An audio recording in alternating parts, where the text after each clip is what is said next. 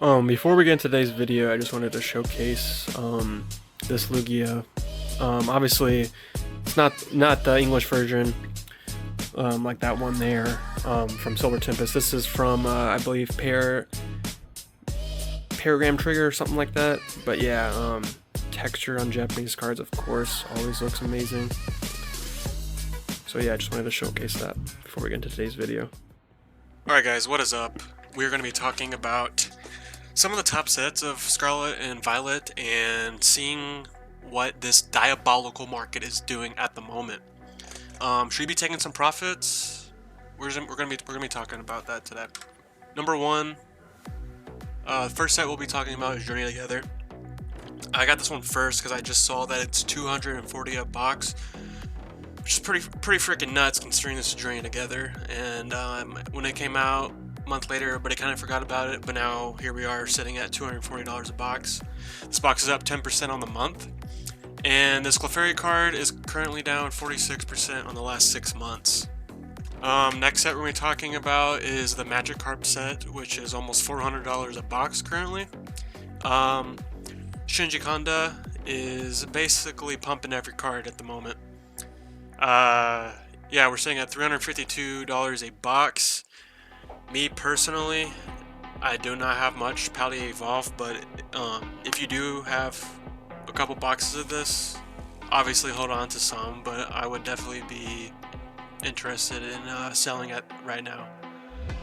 350 bucks for a set that's really not that crazy. The only crazy card in my opinion is really this Magikarp, seriously. It is very hard to pull as well. Yeah, this box is up 40%, 46% on the last 3 months. This fish card here, sitting at $151 raw. This is it's up 140% on the year. Nobody cared about this fish until people started liking Shinji Kanda artworks. Yeah, the slabs are selling for like 2-3 grand, mint 10s, which is absolutely diabolical. But the data is the data. Alright, next we're going to be talking about Prismatic Evolutions. I currently have a couple PCETBs that I got for a pretty good deal.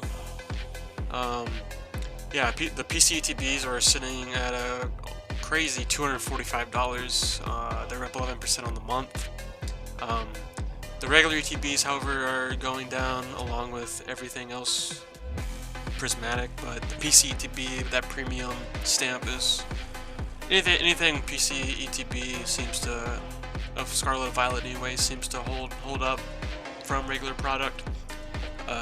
This regular ETB is down 9% on the month. Then I checked out the Umbreon price. Market's around 1,000, but yeah, it's broke under 1,000. There's been sales under 1,000. It's down 38% since release.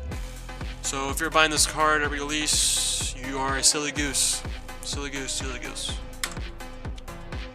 Alright, next set, which is crazy. This has never happened before. Destined Rivals is $300. It's selling currently for over $300 a booster box, up 22% this month. Yeah. I was telling people not to buy this. Still not buying it myself. I'm not paying $300 for Destined Rivals, considering it came out, what is it, 2 months ago? I have no idea, but not paying those prices. The Mewtwo is down 17% last 3 months. It's currently still sitting at almost $400 at $373. I picked up a Mewtwo for under this price, which is the Mewtube from I believe it's Hidden Fates. I don't know, the Mewtube. I think that card is way cooler than this Giovanni's Mewtwo, in my opinion. I think if you're gonna buy a Mewtwo, I'd rather buy the Mewtube than this one personally, but that's just my take. Surging Sparks. I do have Surging Sparks. Got it at MSRP. And this box, it's been holding pretty strong at the 240 range for a little bit now.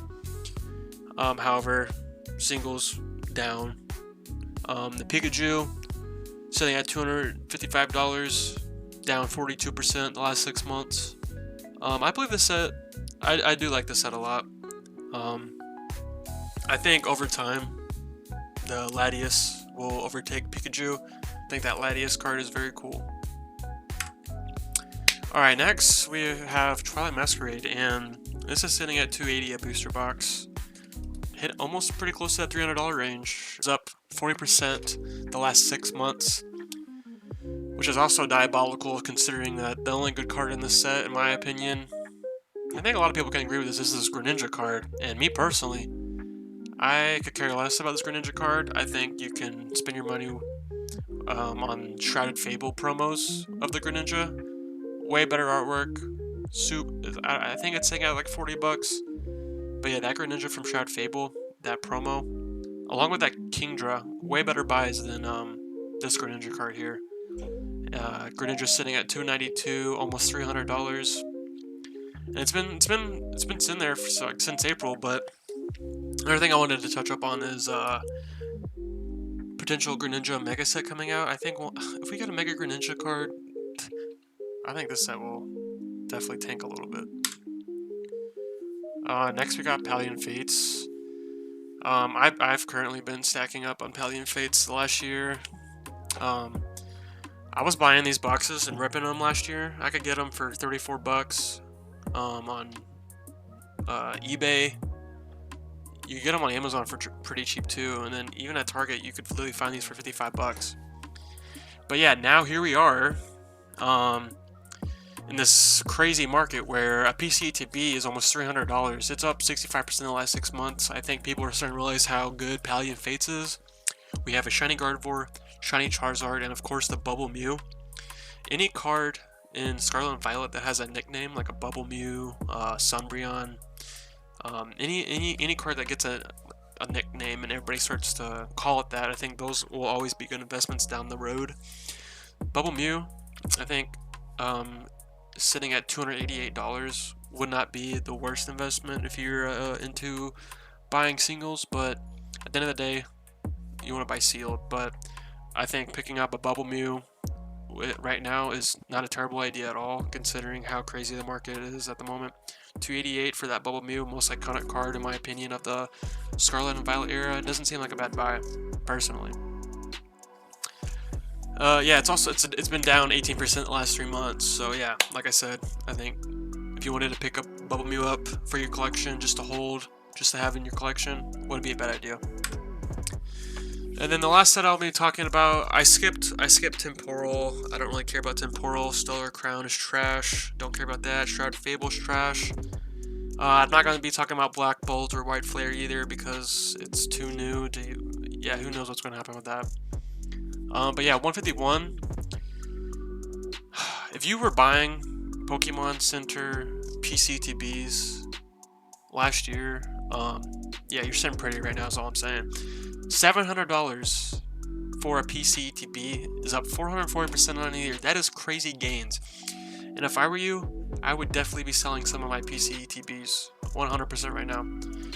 At the end of the day, profit is profit. Move that profit into other things that you think will also do better. Because like 440% return in such a short amount of time, yeah, gains are gains at the end of the day. Obviously, I'll be holding 151 PCTBs, not selling them all. I think this is a very great product. 151 is king of Scarlet and Violet in my opinion, and then number 2 is definitely Pallion Fates. Destined Rivals maybe 3. But yeah, 151, great set. Has great artwork. I think the Blastoise way cooler than the Charizard in my opinion. Charizard's dope, but Blastoise, I think it's probably the best Blastoise artwork we've got in a while. Yeah, this Charizard card here is down 23% in the last 6 months. If you want to pick this Zard up now, wouldn't be a terrible idea. This 151 is going out of print very, very soon. We might have some restocks here and there, but yeah, 151. You find sealed product at the stores. I've been finding 151 poster collections at Dollar General still. I've been picking those up every time. I'm not saying no to $5 a pack for 151. You're stupid if you do that. But yeah, 151 and Pallion Fates are the 2 sets that I have been stacking up the most in my collection at the moment. And yeah, just wanted to talk about these Scarlet and Violet sets, and just kind of give you an idea of what's going on right now, maybe some goodbyes, what these sets are doing. And yeah, I'd like to hear your guys' feedback in the comments below. So yeah, thanks for watching.